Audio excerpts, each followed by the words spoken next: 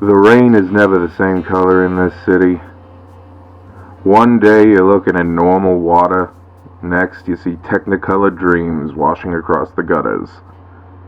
I wanted to turn in early that night, but that night, everything turned topsy-turvy. From the pen of Irid F. Simmons, great author of crime mysteries, Thaumopolis News Radio proudly presents Strongbow and the Questing Murders, Chapter 1. There was a rough wind that carried over the Travelers District that night. The kind of cool, dry thing that unnerves you, makes you think of Wendigo out in the mountains, just past city limits. The kind of thing that makes kids and grown-ups alike curl up in the corner, hoping that the lost devil's just a myth, holed up in the pine barrens. Well, anything can happen then. I closed up the office early. Razimo and Sneeze were off doing their own thing when I decided to walk down to the nearest bar and grab a drink. Finish the evening off real swell and calm. Get to your usual, Mr. Strongbow? Sure thing, Jimmy. 2 gins, on the rocks. Coming right up, Mr. Strongbow. Say, you hear what's going on down at the wharfs? Hey, barkeep! Another round for me and my friends! Oh, fat drunk again. Well, what'd you expect in this line of work, huh? Trash collectors? Well, Mr. Bull's guys drink here often enough, yeah. Give me 1 second, sport. Gotta draw something for this fella. So, what were you saying about the docks, Jimmy? Oh, right.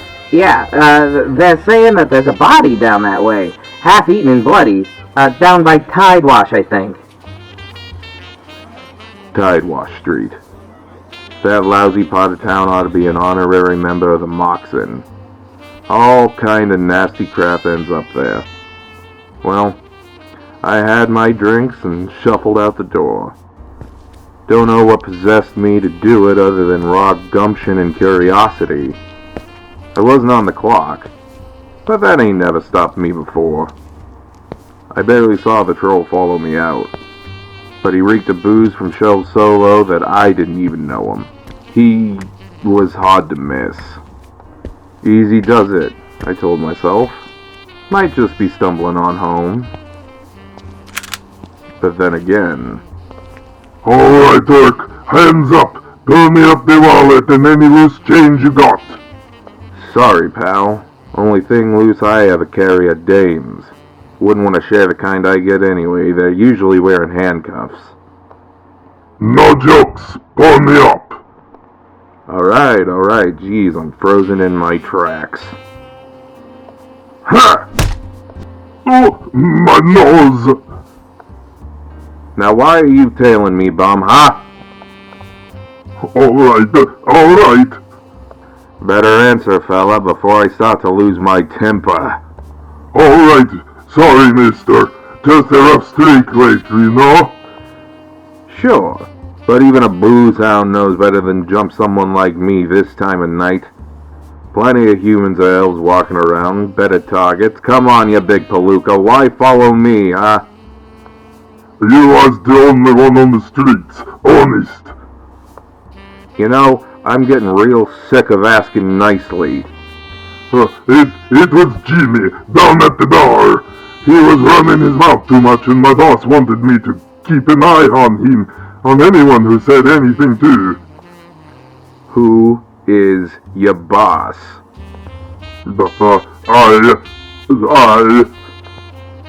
I'd talk real fast if I was you.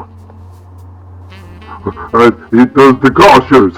They don't want nobody to find out about the bodies down at the docks. Well, they're doing a pretty lousy job if someone like Jimmy is spouting his mouth.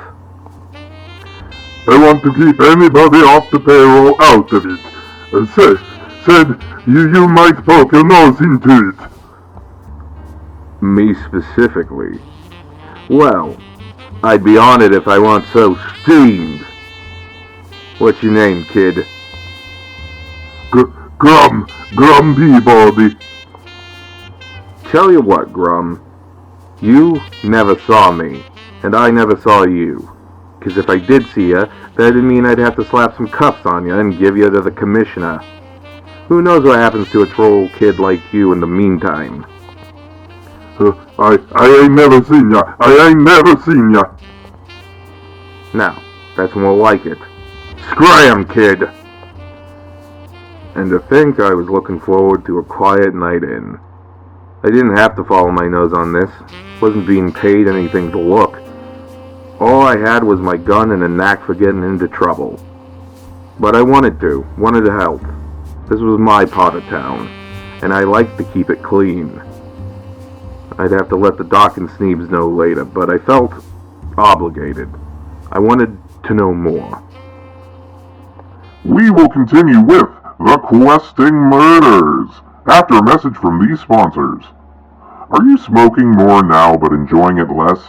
Well, my friends, that is because you are smoking a less gratifying brand. Lamia brand cigarettes produce the finest in tobacco products without sacrificing any of the flavor. Only the finest athletes, musicians, and actors smoke Lamia, and that means that you should too. Try out Lamia cigarettes today. Lamia, the magical taste that you've been waiting for. And now, back to our regularly scheduled programming. The smell of the docks has always gotten under my skin, and my sinuses. Rotten fish and bad eggs, and not necessarily the food kind in either case. I arrived around midnight.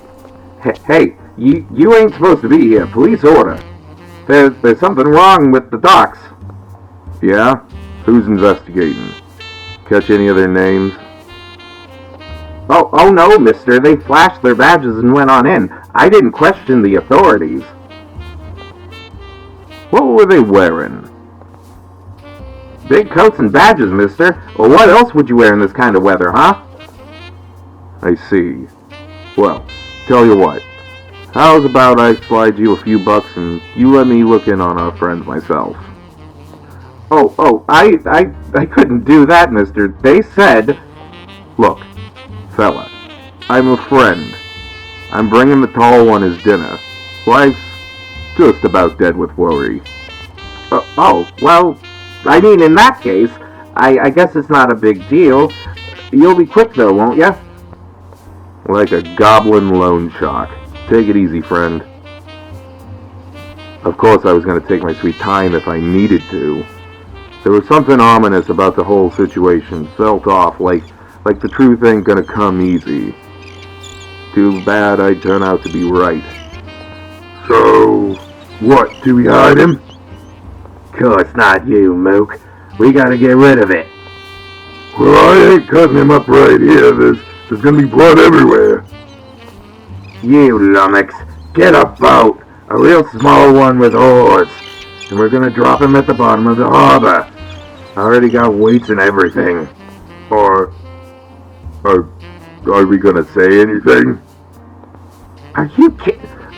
Okay, fine. May this egghead rest in peace, yada yada. He's found peace in the afterlife, blah blah. Soul goes to live with his ancestors. Are you freaking happy now? Can we get this guy down, or do you want to kiss him and see if he wakes up? I was just saying, jeez. Those were Kashi clan, alright.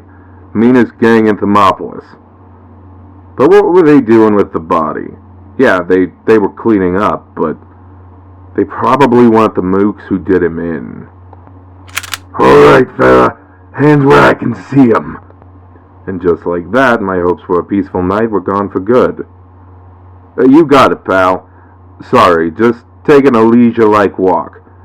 Say, you know where a fella can find a drink this time of night? No funny business. Be quiet or I'll blow your head in. And here I thought you were the welcoming committee. Oh, wise guy, huh? Nah, wise has never been my strong suit. Nice and easy, fella. You're coming with us. What the heck? Who's that? Caught him snooping around in the shadows. What do we do with him? Well, we can't keep him around. He's seen too much.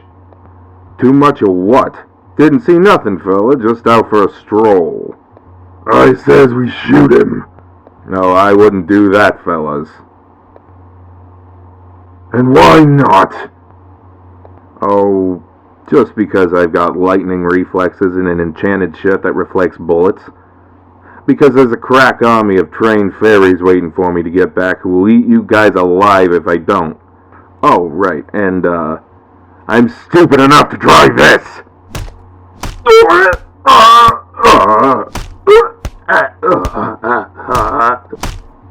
Well, thankfully, I told 2 lies and the truth. Now you boys sit tight, or I'm gonna crack the both of you over the head with those guns. No more! That's what I thought. Now, let's take a look at the body. Oh, my gods. Tune in next week to hear Chapter 2 of The Questing Murders. If you like your programming mixed with great music, tune in for the Tidy Tusks Radio Hour every Thursday at 5 p.m. Here's a show that promises to keep Thursdays from dragging on. So, keep an eye on your local newspapers for the time of Tidy Tusks Time. This is Johnny Rockwell speaking for Thaumopolis News Radio. Keep your days magical, folks.